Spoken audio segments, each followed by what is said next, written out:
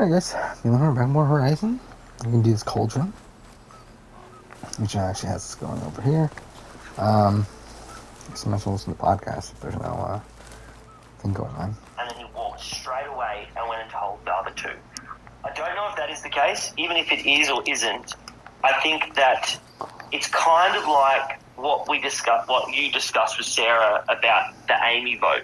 That Amy doesn't have the numbers. Like, she doesn't ever have the numbers to get out. Who was she targeting there? Jordan. Jordan. She didn't have the numbers, and it's really obvious. And when you don't have the numbers, it's kind of like the people who are kind of on the fence, they're not going to then help you rally to get more numbers. Like, it's very rare that happens. It's either you get all the numbers and we're all in, or I'm going to go, or I'm going to go the other plan. The people on the fringe aren't going to kind of help the plan go along. And I think that he was looking at that and saying, all right, Croc's got this great plan. Chrissy, I can pick up that even his closest ally doesn't want to kind of do it. What are the chances that the other two people are going to come with this random plan that he has come up with, or they're going to go with the two centrally most connected, most social people who always win the day in Jesse and Sam? Like, that's a tall order to believe in that. And I think that him ratting out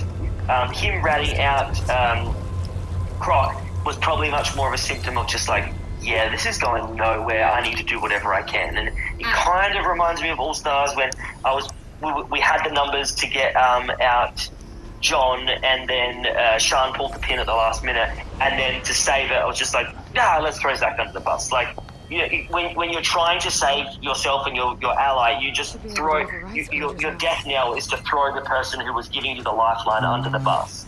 Yeah. And that's what we did with Zach, and that's what he did here with Croc. So this was a much more interesting combination of people, but I don't know how much of it was like purposeful.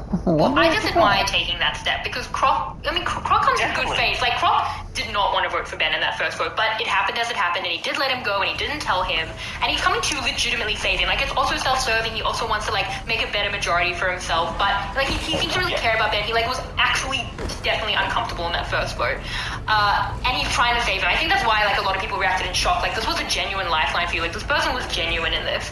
But I just be thinking, well, you didn't have the numbers yesterday, and it's not even been a full day. And what if you don't have the numbers? Because then it's my life, you know? Or you just gave me the match. Then now you've just given this is actually nothing has changed between now and yesterday other than you wanting to save me, and I don't know that you really can make it happen. What has changed is that you just threw out Jesse's name. Now we can cause some chaos. Now this can be a little bit fluid. Now another name can be out there, and me and Michelle at that point can be mobile players. When Ben maybe thought, I don't know if any of the majority, I don't know if Sam or Jesse or Ben or Michelle knew or thought that Ben would get votes at all. They probably think they're winning on a 4-3. There's definitely some swing possibilities there. It really did advance his position for that one vote. I actually think it was underratedly good to be that aggressive about it. What's the point of sitting on your hands? You already got voted out. You're on borrowed time. Play hard. Let's make this happen. Are you going to sit around and get voted out in the same exact vote in a revolving door from yesterday? Why? I agree. And to all future players who are saved from a twist after being voted out, I can tell you that there is a real liberating feeling of living on that borrowed time. And that is why I did the Tegan thing after I was voted out in season 1, because it was just if this doesn't work, okay, I got 2 play hard. that I didn't have yesterday. Cut it up. But if it have does some fun, work, for sure. I now have that then bought me 25 more days in the game than if I hadn't have done that. So I it's feel the Chris Underwood. I think he did really well.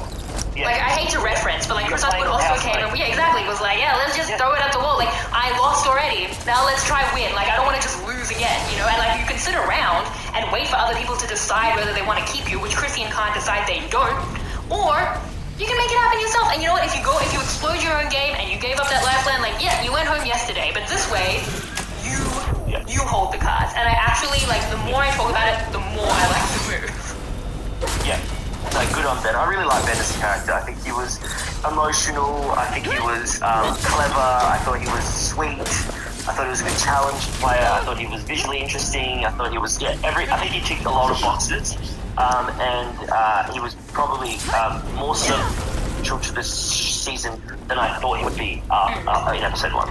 Alright, well... And let's not forget he tried to save Sandra in that first time. Yeah. Oh, no, for sure. Like, I was talking to him about it in the exit. That's all the whole exit. Why even listen, guys? No, there's a lot more. No, but he was talking about, like, how much he wanted to work with Sandra and how he, like, wasn't going to let her go early, and I just was, like, very grateful to him. I was like, oh, yeah, that's why I'm so high on your moves, because I'm despised about it. No, it actually was a good move. Justice for Ben. Before we move on, can I just ask one thing? Why did Chrissy and Croc get so much heat for that? And I know what we just said before about like when you're kind of like targeted by your allies and stuff, but it was starting to feel a little bit like the curse of the older woman. That Jesse and Sam were spearheaded it / just as, if not more integral than the others. You're close to Croc, but you're not that close with Chrissy. Like, how long has he known Chrissy for, right? Weren't they on different tribes? Yeah, no, they were. So, but there was so much like auntie stuff. It kind of felt a little bit how like Dawn. You feel more betrayed because you don't expect the person who's playing the mother role or the auntie role nurturing to you. do that to you. And did you have that? Yeah. Did you have that read? No, I literally had the exact same thought. I wish I actually had asked Ben about that. I don't know if it was because he felt that he could come back and work more with Sam and Jesse. I don't know if he maybe you just take Jesse a little less seriously. Maybe that's a good thing about the Tasty Kid moniker, which I've now just combined. I felt like when the person is nurturing you and they blindside you, and what was a unanimous vote. But anyway, he comes back and maybe it's relationships we're not seeing because we don't have a great sense of like the relationships out there that aren't basically Sam and Jesse or like the loved ones. But yeah, there's the auntie thing, there's like the older woman thing that possibly was there. And maybe it's just connected to Croc as well, but like then he has more of like the closeness with Croc, which kind of like mitigates that to a degree. I'm not super sure. But in talking about Croc and Chrissy, my mom asked a really interesting question. She was like, is this the first time that a loved one has parted with another loved one to be the deciding vote? And I looked it up, but I was like, I'm pretty sure that's true. And what we've seen before... Can you just clarify what to be the deciding vote? So, when we've seen loved ones not vote together, we've pretty much seen people vote out their loved ones, and they pile on. They're not an important vote, but they're trying to, like, say something important about how they're with the group, and they're, like, willing to be this loyal.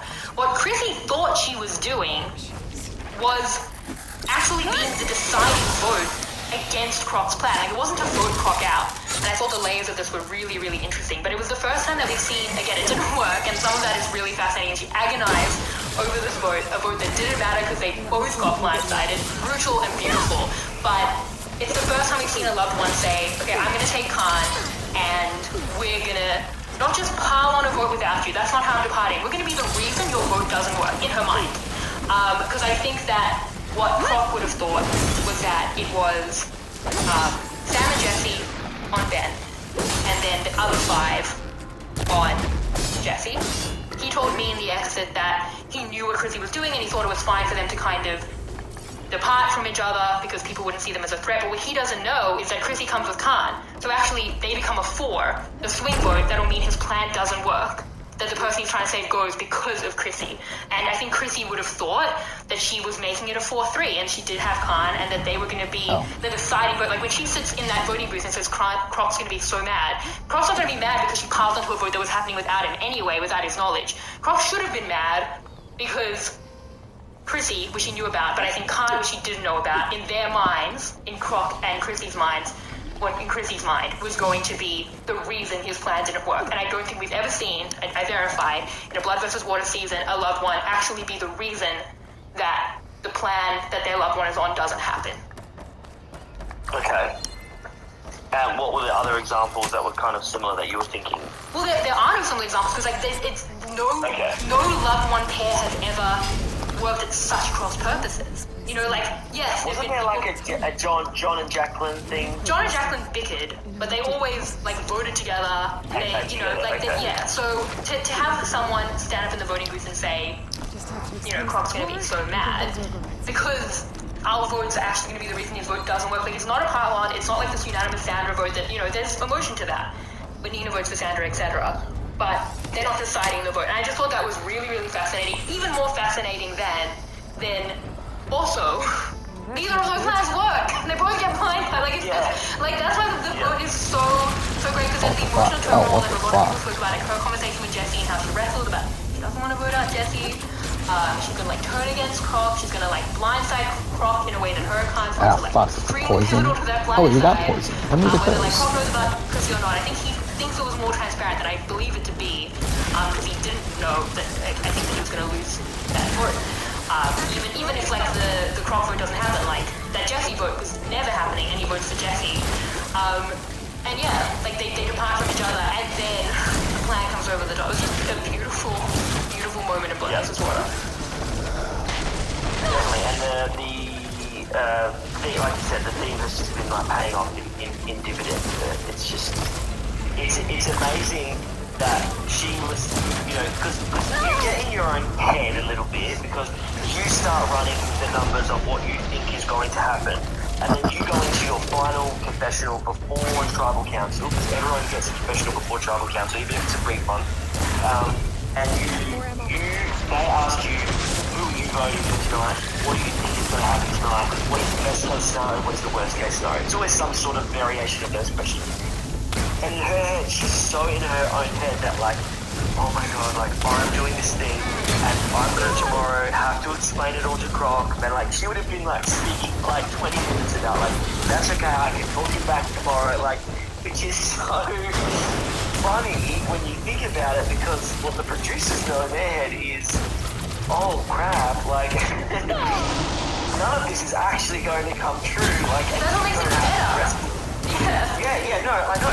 So bad. They're just sitting there not saying, oh crap, as in like, oh my god, this is so good. Like, that none of this matters. And like, this is like, she is so far down a rabbit hole in her own head about this betrayal to Croc that it's blinding her to the much bigger thing that's happening in the background.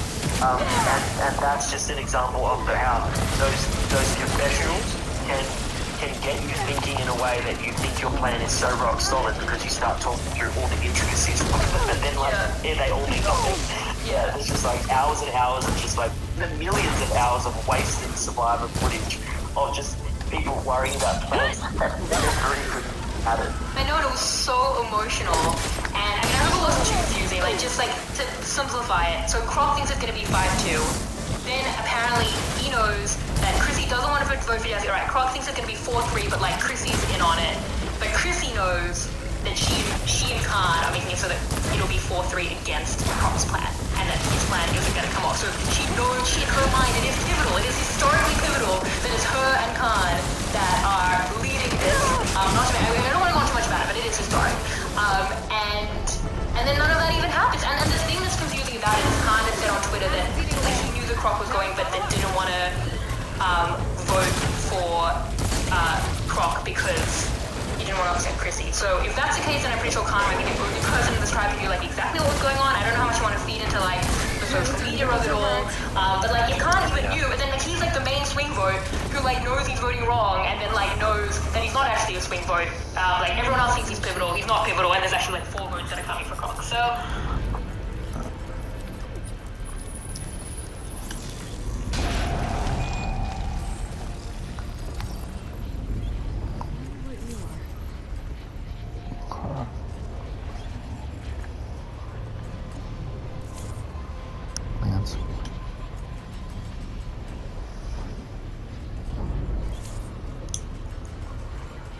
Complete overrides.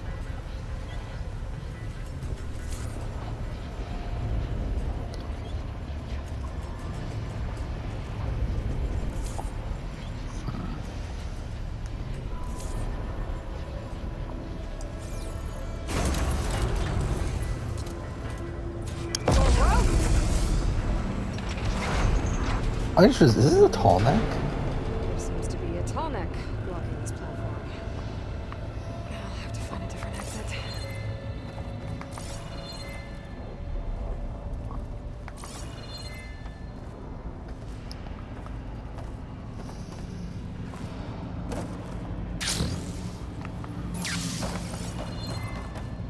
Oh, no, it is here. Looks like there's room underneath the core. Maybe I can squeeze through.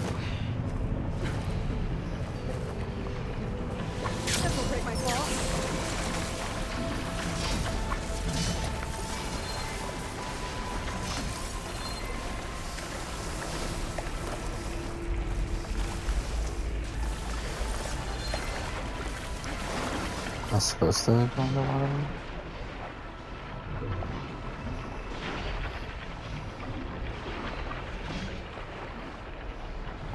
Am I? It doesn't look like it's on me.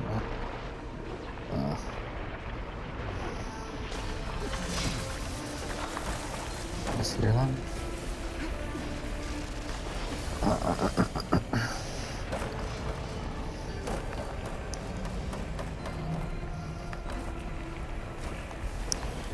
Was it? Oh. No.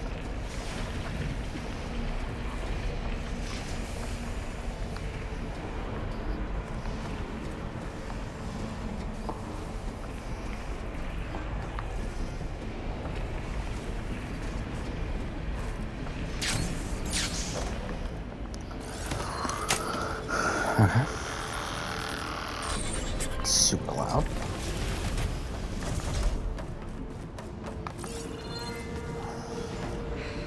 Looks like fun. Oh, there's still more.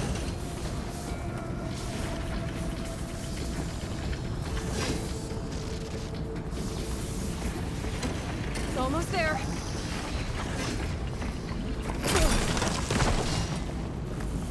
Do that again.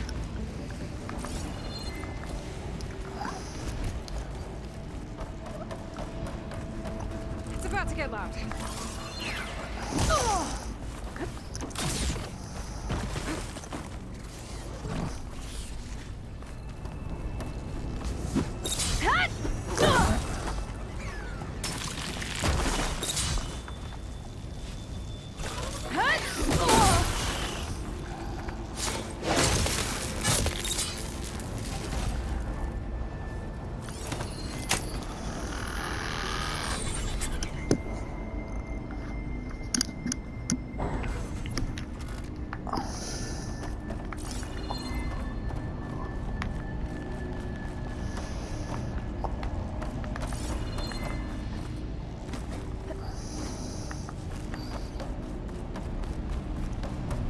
These vents should get me across. Right.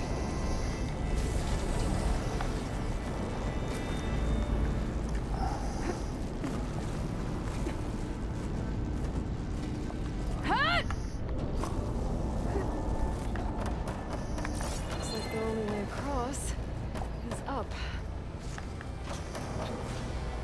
Fuck.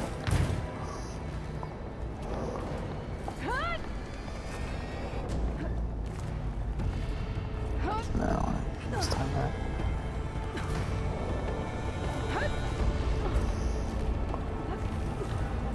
Game. To the side, thank you.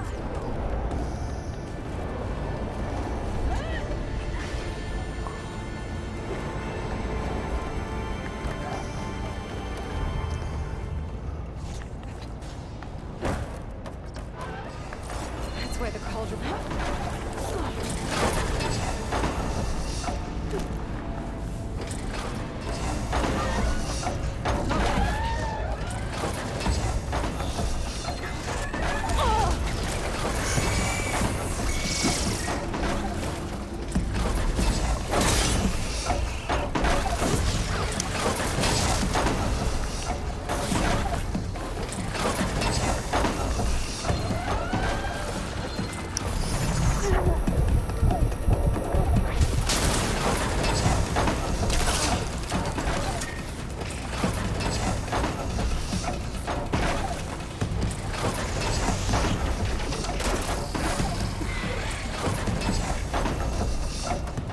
This should get me to the head.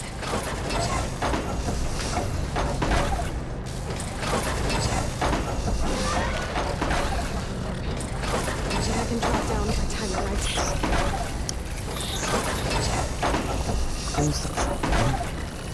Now!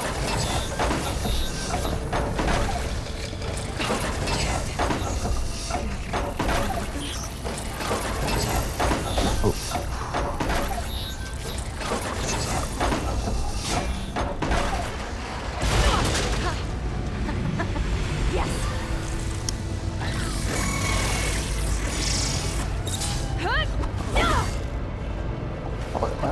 Isn't that something?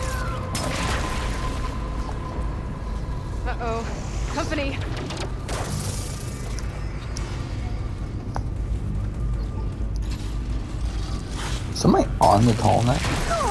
Oh shit. Or it's just a head, right? Fuck off.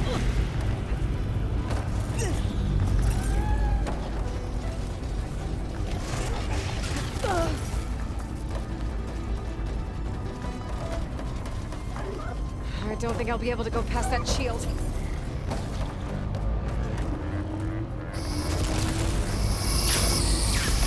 Ah, fuck. I thought I could land on it.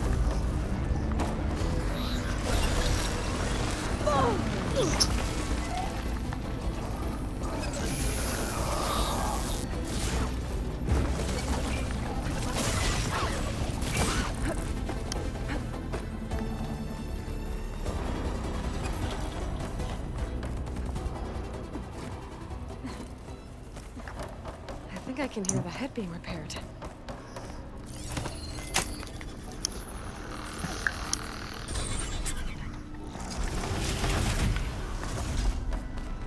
Oh. It's in place.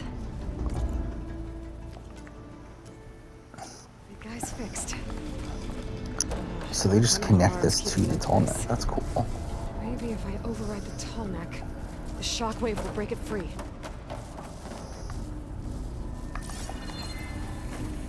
So that's cool. Yeah, so they mix the tall neck and Cauldron together.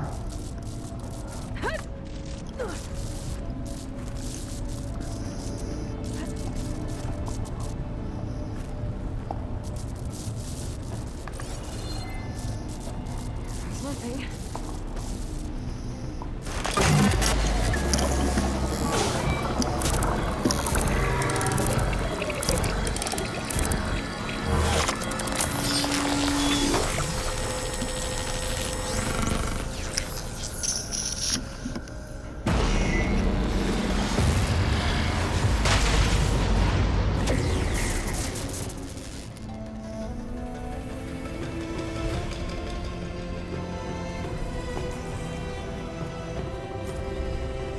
It worked!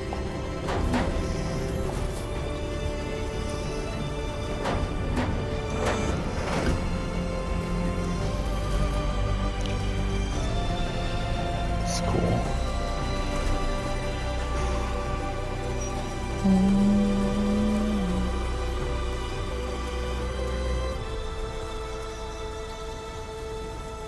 Feels good to breathe some fresh air again.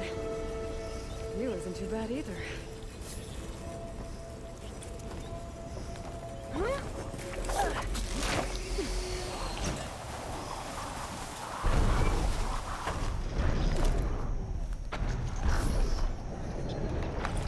Alright. So, what's here? Got black box. Oh, so it tells you where the black boxes are?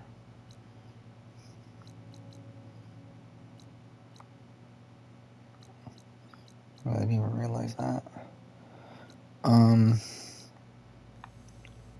What is that? Is that another cauldron?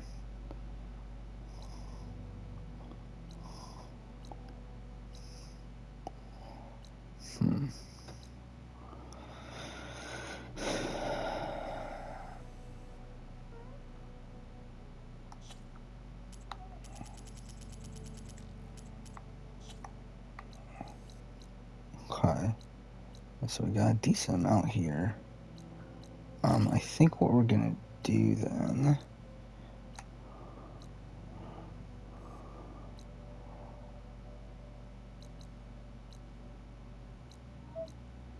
Shelter. Savage contain. Okay.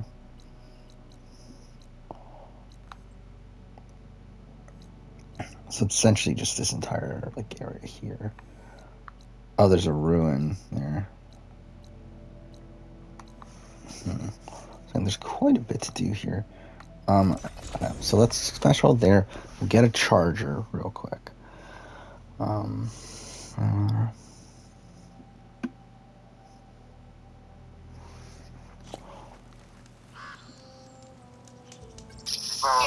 that's a yeah. We'll get it all I don't know if in the post. I don't know if that's canon. Yeah, I mean, like, look, they say even exit interviews on canon, and I've referenced them a lot, and this is Twitter. So I'm not so sure, but I just thought that this was, like, yeah, easily one of my favorite moments of the season, to get, like, two loved ones who just were not on the same page, like, at all. Like, the Croc did not want to vote for Ben yesterday because he's, like, part of that plan. I mean, they're talking about, like, flushing Khan's idol, but then he comes in and he's like, he's leading the charge against Jesse, and Chrissy hates that, like, is so not into it. I just, like, the fact that they would break in that way, not in the way we've seen it, and that's now a little bit more roach of just voting your loved one out. We've seen that, like, a million times. That was so boring. But, like, in the way of, like, blindsiding your loved one against their plan and then still coming back to camera deck in your mind the next day. But then it didn't work. It's just great. Yeah, I asked the question, like, does Jesse at that point have to get Croc? Yeah. Like, is that a necessity? And then what I came down and boiled it down to was that because Ben came to him with it, I think he has to. But if he just kind of like heard it through the grapevine, I don't think that he should have. So he made the right move in that moment to go, okay, this is definitely happening. I've got Ben that will work with me, and let's just pull the trigger. I think it's just that lack of communication that makes it so hard. Like, if he's hearing it, he might think, okay, this is maybe a vague name, but I don't know that they have the numbers for it. But when he's hearing it's like a concrete plan, and then when you go and verify with Chrissy and she's not giving you the plan, like, you would assume she's not giving you the plan because she's not working with you. But why Blood vs. Water makes it so fun, it's like she's not giving you the plan because her loved one's not working with you, but she actually is. So you actually do have options that you don't think you do, but it's literally just like it's too close to home for her, and she's trying to work with you, but she's not being transparent with you. And now, you know, her plan is no longer an option because you think that plan for her is not happening. So it's pretty confusing, but yeah, I definitely think, like, Sam and Jesse have to do it. They know that they have, like, a tight 4 of numbers in the 7 where you can just have a majority of 4 and just stick to it. And I think when you're hearing your name, that's like a scary thing, and Jesse hasn't been in that position, I would definitely stick with those numbers, because it was so confusing, because I don't think everyone knew fully what was going on, because there was, like, this plurality potential where, you know, like, I don't know, votes could have been flying, someone definitely could have gone home by accident. Like, everyone had an individual motivation in this that was very different from other people. And if I hear that I've got a 4, like, I'm voting on that 4 or 7 and I'm just sticking to it. So, like, no qualms at all with what Sam and Jesse did there. Can I just say the one underrated moment of that whole interaction was Benny goes to Jesse and Sam, and he says the thing is like, yeah, how does that feel? Like, I'm working with you, but I'm still pretty bad about it. He's like taking a bit of a sick number in the fact that it's like come back on Jesse, even though he wants to work with Jesse. Yes. He's like, I'm gonna work with you, but I just want to say, you know, fuck you. Like, yeah, exactly. I want to work with you, but like, this is what it feels like. Yeah, like, okay. Guys, he probably was the deciding factor of, like, why he could then be back with him, because, like, now they're both on an even playing field. Yeah, we can both, like, it's like if you, like, if you're in a, I'm trying to think of what the analogy would be, like, in a relationship, and they leave you for someone, but then that person leaves them again, and then they come back to you, and it's like, well, now we've both been cheated on, but you cheated on me. I don't know that, like, I don't know if that was a good example, but it literally was like, it's like, sucked in. All right, want to get married again? Yeah, exactly. Like, all right, well, now, like, we're in the same boat now. There's, like, good news for everyone. The good news for me is that I belong to the target. The better news is you're the target. Haha, let's do something about it, but, like, I'm relishing a little bit in you. Yeah, 2 more things on the super fun vote, and one of them is Michelle. Michelle, who originally, again, is like the target of the first Ben vote, and then it becomes Ben. I don't know, it was at least a decoy to Ben. Like, Ben's decoy, but then it's presented in the next few votes as Ben's, like, ultimate partner in these, like, swing positions or in these, like, voting vlogs. Not sure how that happened, because Michelle doesn't exist on the show, which is unfortunate for us all, but, like, other than the Twitter stuff with Khan, she's possibly the only person who's, like, followed in all the 3 plans, because she's originally in the Ben vote, and then Croc comes to them with a Jesse vote, and then she comes back on the Croc vote. Like, she's part of all of these things. Like, we just don't hear from her. Starting like as a 7-person try where there could have been pluralities, and it could have been 3-2-2 where every vote's like really important. I'll take care of them. We don't need to hear from Michelle. It's fine because we only have an hour. I think we'll end here. Next episode we'll continue on. For now, thanks for watching.